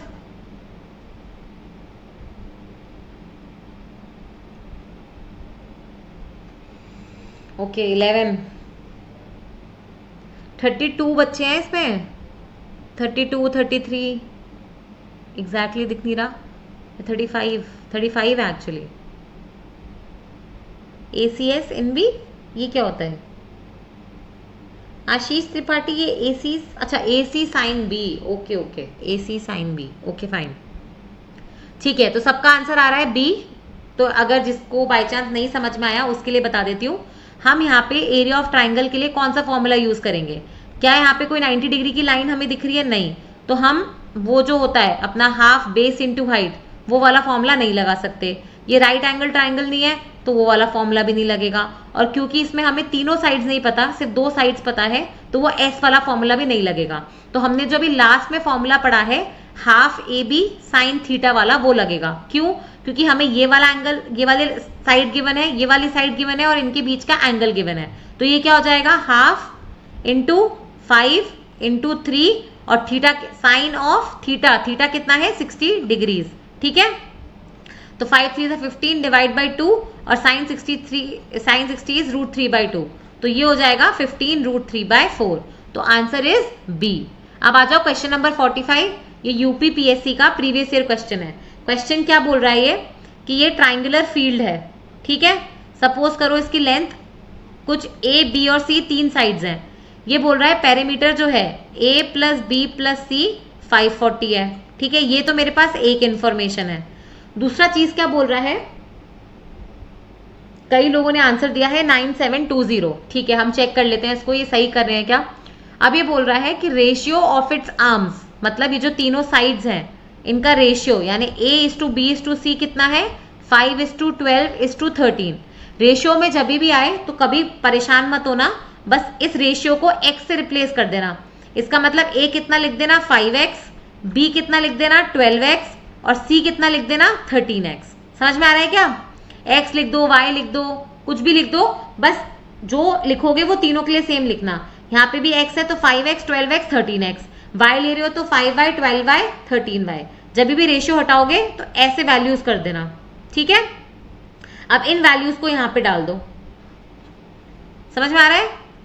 तो अगर मैं इन वैल्यूज को वहां पे डालूंगी तो ये A + B + C, ठीक है, वो 540 गिवन था, समझ में आ रहा है? तो ये 5x + 12x + 13x कितना हो गया? 540। ऐड करो 17 और 20 और 30, 30x कितना आ गया? 540। x की वैल्यू कितनी हो जाएगी? 18। x की वैल्यू कितनी आ गई? 18। पर ये x की वैल्यू आई है, साइड्स की वैल्यू क्या है अपनी? a कितना? 5x, तो a की वैल्यू क्या हो जाएगी? 18 5 90। b की वैल्यू क्या हो जाएगी? 12x, ठीक है। तो b कितना हो जाएगा? 18 × 12, और c क्या हो जाएगा? 13x, तो c की वैल्यू क्या हो जाएगी? 13 × 18। समझ में आया? और अब क्या पूछ रहा है वो? एरिया। देख रहे हो कितना लंबा क्वेश्चन है। एरिया निकालने के लिए क्या करोगे? अब साइड्स पता लग गई, 3 साइड, ठीक है, एक कुछ 90 है, दूसरी कुछ है और तीसरी कुछ है। तो अब कौन सा फॉर्मूला लगेगा इसमें? इसमें फॉर्मूला लगेगा वो S वाला। तो पहले S निकालोगे, फिर अंडर रूट करके S, S - A, S - B और S - C। अब बताओ इससे आंसर आ रहा है क्या लोगों का? 2 ने लिखा है मुझे आंसर आ गया, बाकी लोग? सोनाली कर रही है, विवेक कर रहा है। तो मतलब 5, 6, 7, 8, 9, 10. Okay, 10 people have given, 11. सब लोग हो ना मेरे साथ क्लास में? डिफिकल्ट तो नहीं लग रहा ना? कोई ट्रिक नहीं है क्या मैम? नहीं नहीं नहीं नहीं, आज की क्लास में हम लोग बिल्कुल ऐसे ट्रिक्स वाइज नहीं करेंगे, नहीं तो हमारा बेसिक्स पूरा कमजोर हो जाएगा। लास्ट में हम लोग क्या करेंगे, जब हम कोई रिवीजन क्लास लेंगे ना, उसमें फटाफट हम लोग ट्रिक्स भी याद करेंगे, ठीक है? ये बहुत लेंदी है, पर अभी थोड़ी सी प्रैक्टिस कर लो, थोड़ा मैथ्स में भी हाथ चल जाएगा, थोड़े कैलकुलेशंस भी अच्छे हो जाएंगे, और लास्ट में मैं आपको छोटे छोटे ट्रिक्स बताऊंगी, जैसे ट्राइंगल कैलकुलेट करने के ट्रिक्स हैं, स्क्वायर कैलकुलेट करने के ट्रिक्स हैं, मतलब काउंट करके भी कर सकते हो, पर उसमें +-1 की गलती हो जाती है, ठीक है? एक बार फिर से क्लास देखना पड़ेगा, तो वो अपन रिविजन, अच्छा ठीक है अलका, एक बार और देख लेना अगर आपको ऐसा लग रहा है, क्योंकि अभी तो हम बेसिक है, अभी तो कॉम्प्लेक्स पे नहीं गए हैं हम लोग, और थोड़ा कॉम्प्लेक्स लेवल।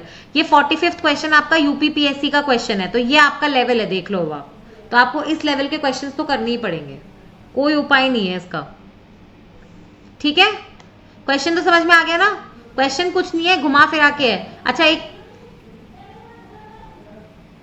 क्वेश्चन लिखो। हेलो हाँ जी मैम, इसमें जो रेशियो दिया है 5, 12 और 13 का, तो 5, 12, 13 राइट एंगल ट्रायंगल नहीं बनता है, राइट एंगल ट्रायंगल से कर सकते हैं इसको, करेक्ट इस फार्मूले से। Correct, very good. मतलब मैं सोच रही थी कि मुझे कोई ये बताए कि ये राइट एंगल ट्रायंगल बन रहा है। एक्चुअली देखो, ये क्वेश्चंस का इजी ट्रिक क्या है, ये बिल्कुल सही पॉइंट आउट किया है इन्होंने। कुछ ना ट्रिपलेट्स होते हैं, उनको हम पाइथागोरस ट्रिपलेट्स बोलते हैं। ट्रिपलेट्स मतलब कि उनमें 2 साइड्स के जब स्क्वायर का सम करोगे तो तीसरी साइड का स्क्वायर बनेगा। जैसे इसमें क्या क्या आ सकता है, कोई बताना चाहेगा मुझे? मैम एक तो यही हो जाएगा 5, 12, 13। हाँ, दूसरा बताओ, एक बहुत कॉमन और है।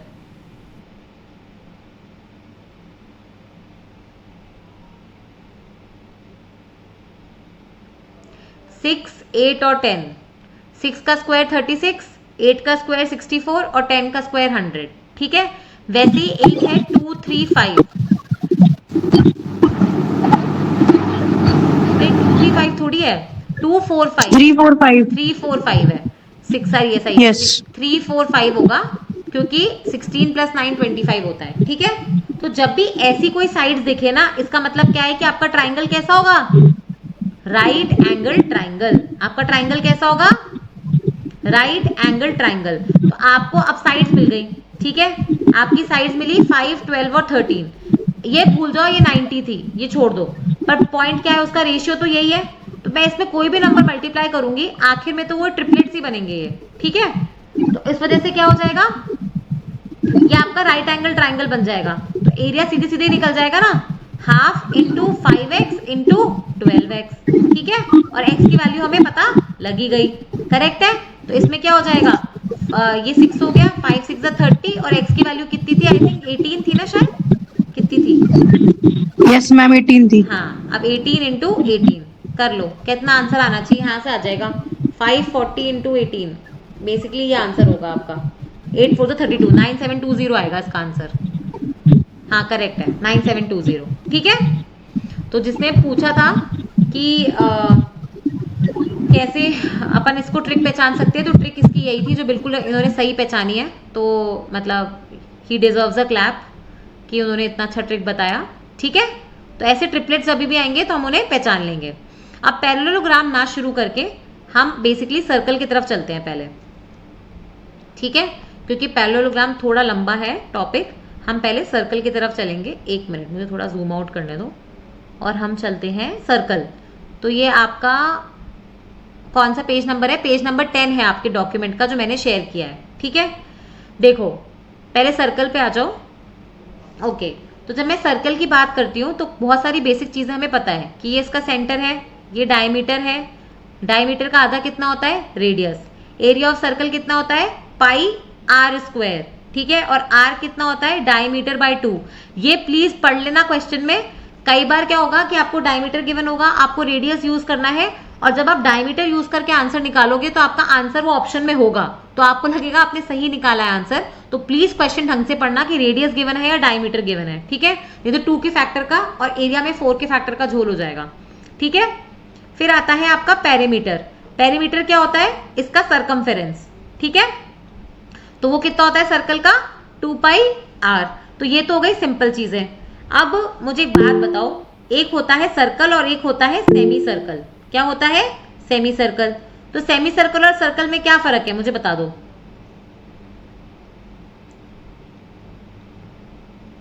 सेमी सर्कल और सर्कल में क्या फर्क है?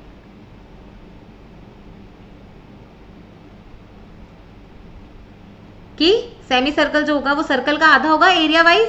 तो अगर मुझे कभी बाय चांस सर्कल का एरिया दे रखा है 10 मीटर स्क्वायर, तो सेमी सर्कल का एरिया अपने आप कितना हो जाएगा? 5 मीटर स्क्वायर। अच्छा एक क्वेश्चन लिखो, क्वेश्चन लिखो।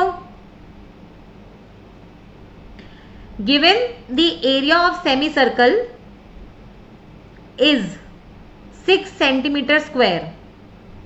Given the area of semi circle is 6 centimeter square, then what is the radius? Question समझ में आ गया? What is the radius? Radius निकालना है और area of semi circle 6 centimetre square given है। बताओ कितना होगा? √12/5। ओके, एक आंसर आया है √12/5। ये कैसे आया? देखो 5 √12/5 पाई, हाँ फिर ठीक है ठीक है ठीक है, अब सही है। तो एरिया क्या है? 6 सेंटीमीटर स्क्वायर। हमें पता है कि पूरे सर्कल का एरिया अगर पाई आर स्क्वायर है तो उसका आधा एरिया कितना हो जाएगा? इसको डिवाइड बाय 2 कर दो, तो ये हो जाएगा पाई आर स्क्वायर बाय 2। करेक्ट है। हमें रेडियस निकालना है, तो अब सॉल्व कर लो। इस 2 को यहां ले जाओ, तो ये हो जाएगा 12/पाई है आपका। 5 कैसे आया? किसने बोला था ये आंसर? पाई में 5 नहीं पाई। अच्छा, पाई बाय √पाई बाय √12/पाई। अच्छा ओके ओके, हाँ दिस इज राइट, ठीक है। तो ये 12/पाई और √, ठीक है। मैं वही सोचूं ये आंसर इतना अजीब सा क्यों दिख रहा है आपका। तो पाई नीचे आएगा। ये आ गया कि सबका आंसर? मैंने तो रैंडमली दिया था ये फिगर, कुछ भी वैल्यूज दिए हैं। Yes, ma'am. ठीक है, तो आई थिंक सब लोगों का आ गया है आंसर। समझ में आ गया ना? तो अब मुझे बताओ, जैसे ये सर्कल है ना, उसका कुछ हिस्सा हो गया, आधा हिस्सा हो गया सेमी सर्कल। अब ये क्वार्टर सर्कल हो जाएगा ना। क्वार्टर सर्कल की एक खास बात क्या होगी? ये दोनों ये कौन सा एंगल हो जाएगा? 90 डिग्री। और एक चीज और क्या हो जाएगी इसकी खास बात, कि ये वाला जो एरिया हो जाएगा पाई आर स्क्वायर बाई 4। करेक्ट, इसका जो एरिया हो जाएगा वो हो जाएगा पाई आर स्क्वायर बाय 4। और एक और खास बात क्या है कि ये भी आर है और ये भी आर है, ठीक है। तो ऐसे कुछ चीजें क्या है, हर चीज पढ़ाई नहीं जाती, बट हमने अगर कुछ उसका लॉजिक समझ लिया तो वो हो जाएगा। अब देखो यहाँ पे ना एक आर्क का कॉन्सेप्ट आता है, ये आपके प्रीवियस ईयर क्वेश्चन में पूछा गया है, ठीक है। आर्क का कॉन्सेप्ट मतलब, सपोज करो ये सर्कल है, मैं पूरा सर्कल ना लेके ये एक छोटा सा टुकड़ा ले लूं इसका, ठीक है। तो वो छोटे से टुकड़े के लिए या तो मुझे ये वाली लेंथ पता हो या मुझे ये एंगल पता हो, तो मेरा काम चल जाएगा, ठीक है। इसका एरिया निकालना है, इसका मुझे पेरीमीटर निकालना है, कुछ भी निकालना है इस छोटे से टुकड़े का, उसके लिए या तो मुझे ये छोटी सी लेंथ पता हो या मुझे थीटा पता हो, ठीक है। तो ये वाला जो कॉन्सेप्ट है, एक मिनट, हाँ ये देखो ये वाला दिख रहा है, एक मिनट मैं इसको जूम कर देती हूँ यहाँ पे। तो ये देखो, अब आपको यहाँ पे दिख रही है, सपोज ये वाला ये x और y, ये जो x y है ना, ये आर्क कहलाती है, ठीक है। तो अब मुझे अगर इसकी लेंथ निकालनी हो तो उसका ये फॉर्मूला है कि आपने पूरा सर्कमफेरेंस लिया, मतलब ये पूरा सर्कल है, उसका सिर्फ आपको ये थीटा वाला हिस्सा चाहिए, तो थीटा को किससे डिवाइड कर दोगे? 360 डिग्री से, ठीक है। तो आपको कौन सी आर्क मिल जाएगी? Arc X Y, okay, arc X Y. अब इसी बात पे क्वेश्चन लिख लो फटाफट। क्वेश्चन लिखो, a circle of radius 5 centimetre, ठीक है, सबटेंड्स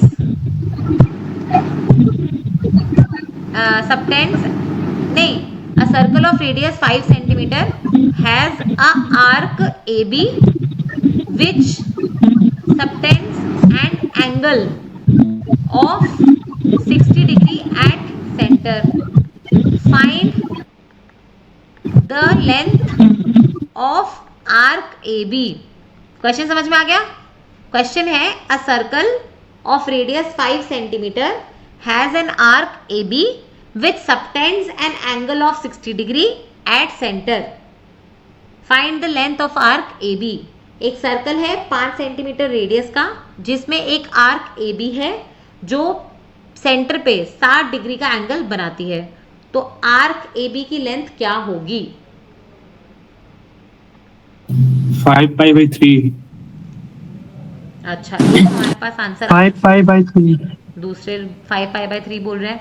कैसे निकाला? ये किया ना आपने, थीटा को 360 से डिवाइड करके 2 पाई आर से मल्टीप्लाई कर दिया. ठीक है, तो 2 पाई यस मैम. 5 इंटू 60 बाई 360, तो ये 6 हो गया और ये 3, तो 5 पाई बाई 3. Very good. ठीक है, सबका आ गया क्या आंसर? फिर हम आगे बढ़ेंगे. यस आ गया. ओके, चलो वेरी गुड. तो सबका आ गया. अब जैसे हमने ये जो लेंथ निकाली है एक्स वाई की, तो क्या मुझे बताओ ये जो ओ एक्स वाई है, एक मिनट, ये थोड़ा सा, अरे हाँ, तो ये जो ओ एक्स वाई है, क्या ये आपको कुछ ऐसे एरिया सा नहीं बन रहेगा? इसमें ट्राइंगल तो नहीं है, कुछ ऐसे ऐसा करके, तो इसका भी कुछ तो एरिया होगा. तो आप इस हिस्से का एरिया कैसे निकालोगे? उसका ये फॉर्मूला है. तो थीटा को 360 से डिवाइड करो और एरिया डाल दो यहाँ पे. वहां पे सरकमफ्रेंस था क्योंकि हम लेंथ निकाल रहे थे. अब यहाँ पे एरिया निकाल रहे हैं तो यहाँ पे क्या आ जाएगा? पाई आर स्क्वायर. सेम क्वेश्चन में मुझे बताओ एरिया कितना होगा? पहले क्वेश्चन था लेंथ ऑफ आर्क AB निकालने का, अब क्वेश्चन है area of arc, area subtended by the arc AB. बताओ.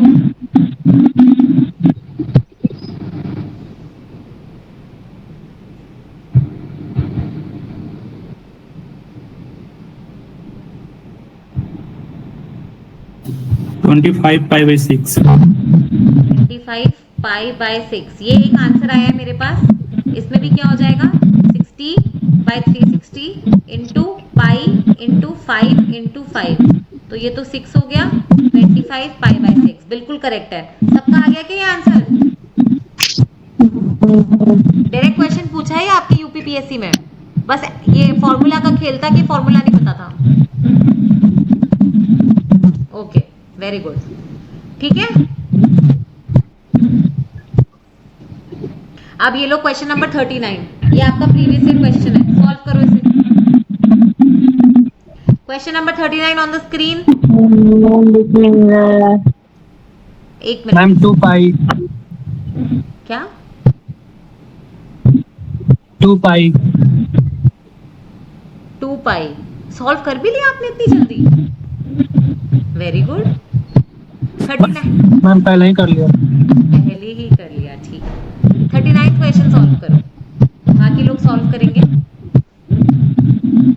हमारे पास आंसर आ चुका है जो राइट भी है, तो बाकी लोग कंफर्म करेंगे कि वो राइट है.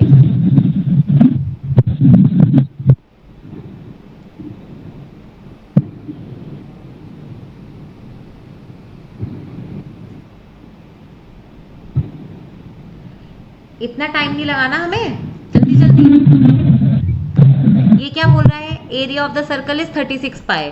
36 पाई क्या है? पूरे सर्कल का एरिया. वो कितना होता है? पाई आर स्क्वायर. पाई से पाई काटो, आर की वैल्यू क्या आ जाएगी? 6. अच्छा, पहले मुझे इतना बता दो, सबको स्क्वायर्स पता है ना क्या क्या होते हैं?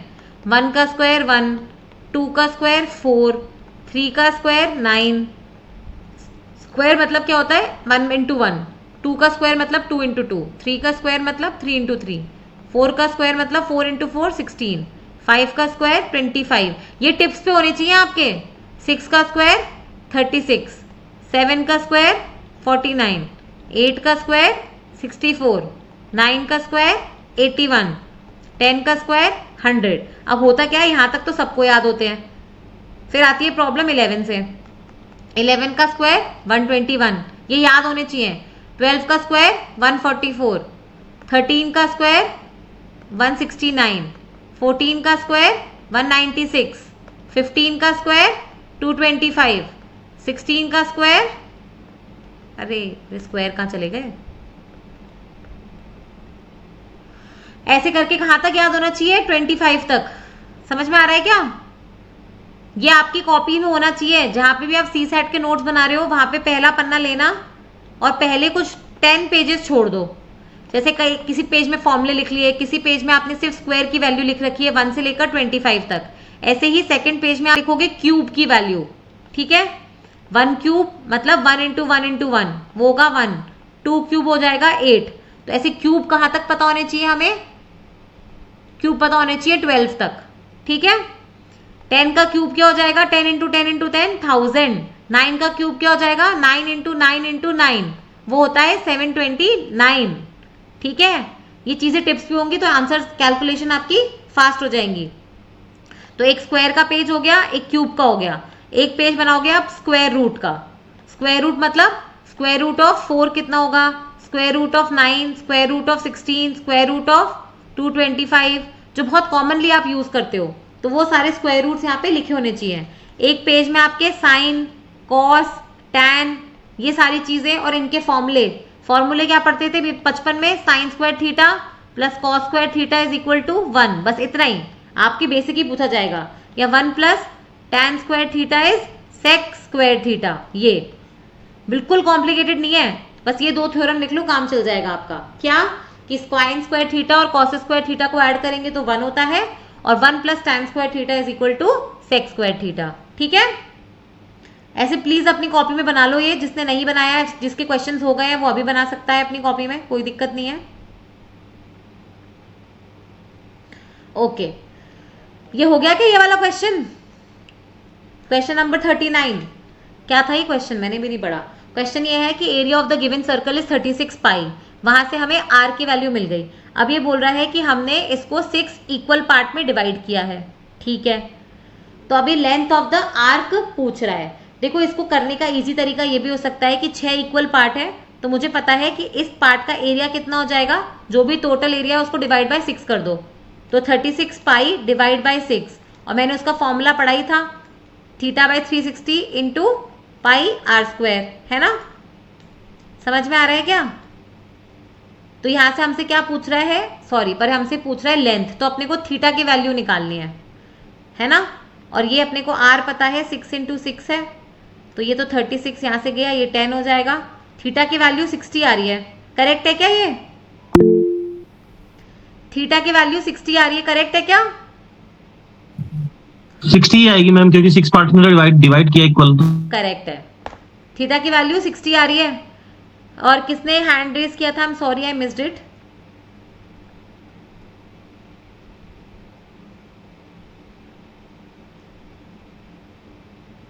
समझ में आ रहा है क्या? मजा आ रहा है क्या क्लास में?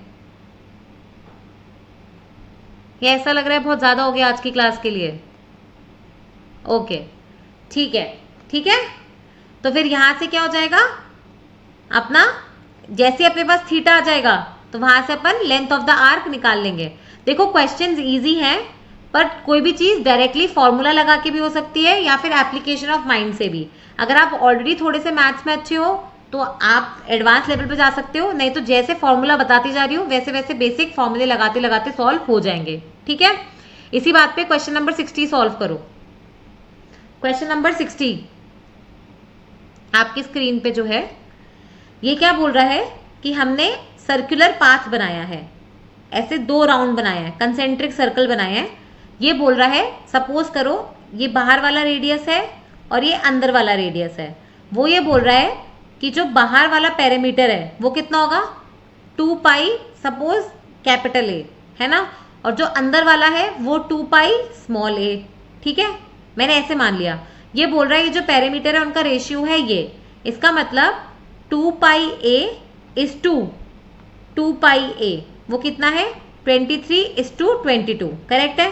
तो यहां से 2 पाई हटा दो, तो इसका मतलब जो 2 लेंथ है उनका रेशियो ये दे रखा है। मैंने क्या बताया, जब भी रेशियो हो, रेशियो हटा के x लगा दो, तो a क्या हो जाएगा 23x और स्मॉल a क्या हो जाएगा 22x।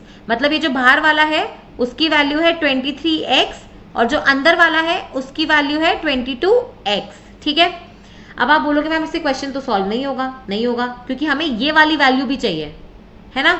अगर मैं इतने हिस्से में इतना हिस्सा और ऐड कर दूं तो मुझे 23x मिल जाएगा ना। और ये मुझे दे रखा है क्या कि ये जो पाथ है ये कितना चौड़ा है, 5 मीटर। तो इसका मतलब मैं 22x में अगर 5 जोड़ दूं तो ये बन जाएगा 23x। तो x की वैल्यू क्या आ जाएगी, 5। अब मुझसे क्वेश्चन क्या पूछ रहा है, डायमीटर किसका, इनर सर्कल का। इनर सर्कल का पहले बताओ रेडियस कितना है, 22x। x की वैल्यू 5 है तो रेडियस कितना हो गया, 110। डायमीटर कितना हो जाएगा, 220। तो आंसर कितना हो जाएगा, सी। गौरव हार्ड क्वेश्चन लग रहा है? हार्ड इसलिए लग रहा है क्योंकि इसमें 2-3 कंसेप्ट साथ में यूज हो रहे हैं। ठीक है, एक तो रेशियो वाला कॉन्सेप्ट साथ में यूज हुआ, एक आपका पेरीमीटर वाला कॉन्सेप्ट यूज हुआ, और फिर रेडियस से डायमीटर निकालने वाला। ठीक है, तो जब भी आपके यूपीपीएससी में क्वेश्चंस आएंगे वो ऐसे ही आएंगे। नेहा बताओ क्या डाउट है? मैम इस क्वेश्चन को दोबारा रिपीट कर दीजिए प्लीज। हाँ बिल्कुल, इसमें प्लीज की क्या बात है। देखो इधर आ जाओ, 1 मिनट हम सब रब कर देते हैं। क्वेश्चन क्या बोल रहे हैं पहले मुझे ये बताओ, गौरव और नेहा क्वेश्चन पे ध्यान। मैम क्वेश्चन में पैरामीटर का रेशियो दिया है, करेक्ट है, बट यू मेंशन आपने रेडियस का 23 रेशियो 22 दिया, parameter is 2 pi R, right? Correct. मुझे एक बात बताओ, तो जब हम अच्छा सुनो मैं आपका डाउट क्लियर करती हूँ। रेशियो का मतलब क्या होता है, क्योंकि मैं इसको ऐसे लिख रही हूँ इसलिए आपको कंफ्यूजन हो रही है। इसको मैं ऐसे लिख दूं तो सेम चीज लिखी है मैंने। अब यहाँ पे क्या हो रहा है, आपको बोला है पेरीमीटर, तो 2 पाई a अपॉन 2 पाई a ये दे रखा है बेसिकली आपको 23 अपॉन 22। अब मुझे बताओ 2 पाई से 2 पाई कटेगा नहीं कटेगा? हाँ यस मैम, समझ में? ओके। बस इसमें हो क्या रहा है, लिखने का तरीका अलग है।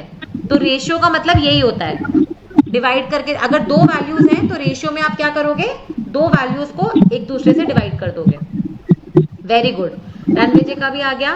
मैम डर लगता है इस टाइप के क्वेश्चन से? नहीं पूजा, ये टाइप के क्वेश्चन तो हमें अटेम्प्ट करने हैं, ये बहुत इजी क्वेश्चंस होते हैं। इससे और हार्ड वाले क्वेश्चन तो हमें करने ही नहीं है, हमें इस लेवल तक ही जाना है और इसमें ही हमारा सीसैट क्लियर हो जाएगा यूपीपीएससी वाला। बस इतना सही जाना है हमें, ये मैक्सिमम है हमारा। ठीक है, नेहा ने फिर से रेज किया है क्या हैंड? No ma'am. अच्छा ठीक है, और किसी को कोई डाउट है क्या, बताओ। देखो ये क्लास आपके लिए ही लगाई गई है, तो जो भी डाउट है प्लीज पूछते चलो। मैथ सेक्शन नहीं करते थे, अरे नहीं करना है मैथ सेक्शन नहीं छोड़ना है, करना है। ये तो इजी क्वेश्चन है। देखो पता है डिफिकल्ट क्वेश्चन कौन सा होता है, जिसमें आप कोई फॉर्मूला नहीं लगा पाते और आपको ऑन द स्पॉट मतलब सोचना पड़ रहा है कि इसमें क्या करूं। अगर आपका कोई भी क्वेश्चन जो फॉर्मूला लगा के हो रहा है ना, उसको इजी कैटेगरी में माना जाता है, उसको सबसे इजी कैटेगरी माना जाता है, क्योंकि वहां आपको अपना दिमाग लगाना ही नहीं है, वहां पे फॉर्मूला लगा के आंसर निकल रहा है। ठीक है, जिसका हो गया वो क्वेश्चन नंबर 57 करेगा।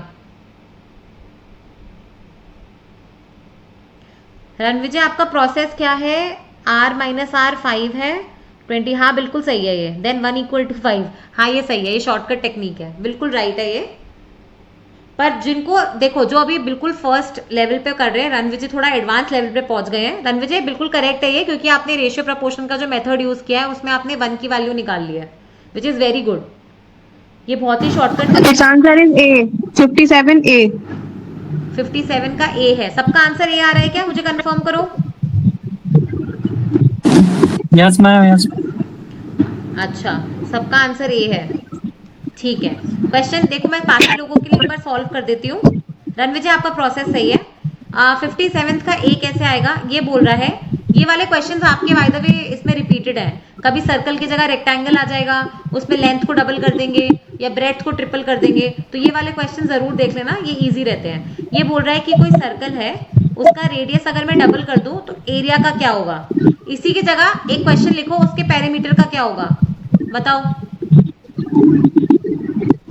जिनका 57 हो गया वो एक क्वेश्चन और लिखेंगे कि अगर मेरे पास कोई सर्कल है और उस सर्कल की मैं रेडियस डबल कर दूं तो उसके पेरीमीटर का क्या होगा। और बाकी लोग जिनका एरिया सॉल्व नहीं हुआ है, पेरीमीटर डबल हो जाएगा। Very good very good. तो ये क्वेश्चन कैसे सॉल्व होगा, बेसिकली हमें पता है एरिया ऑफ द सर्कल कितना होता है, पाई आर स्क्वायर।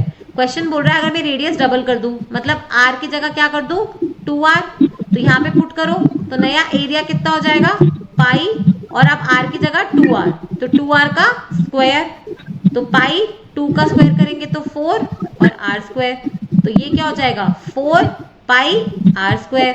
तो पाई आर स्क्वायर तो पुराना एरिया था, तो इसका मतलब आपका एरिया क्या हो गया 4 गुना, 4 गुना मतलब क्वाड्रुपल। ठीक है, समझ में आ गया क्या सबको, थम्स अप कर दो।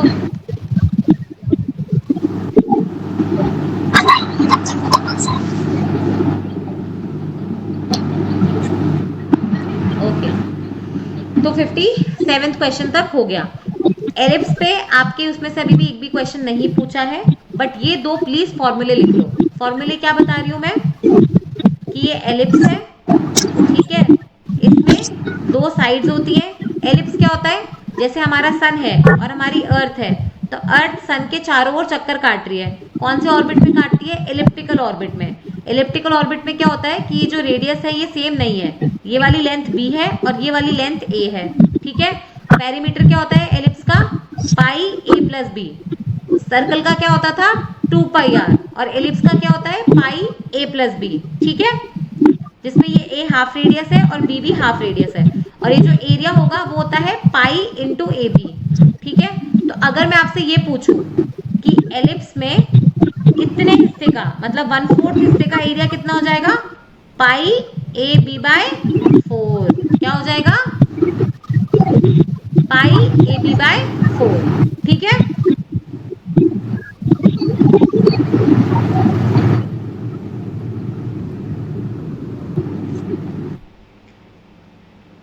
समझ में आ गया, pi A B by 4, okay very good.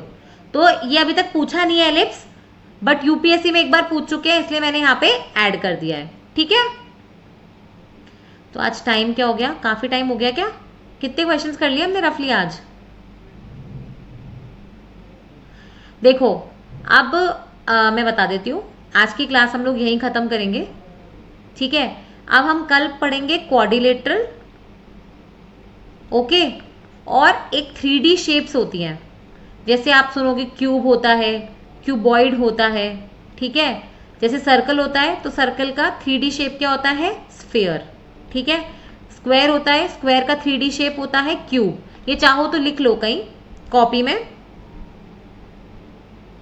ओहो सॉरी 10:15 से क्लास है आपकी, आई एम सो सॉरी। ठीक है, फिर हम इसको कल कंटिन्यू करेंगे। आज का क्लास यहीं खत्म करते हैं, बच्चों को दूसरी क्लास के लिए जाना है।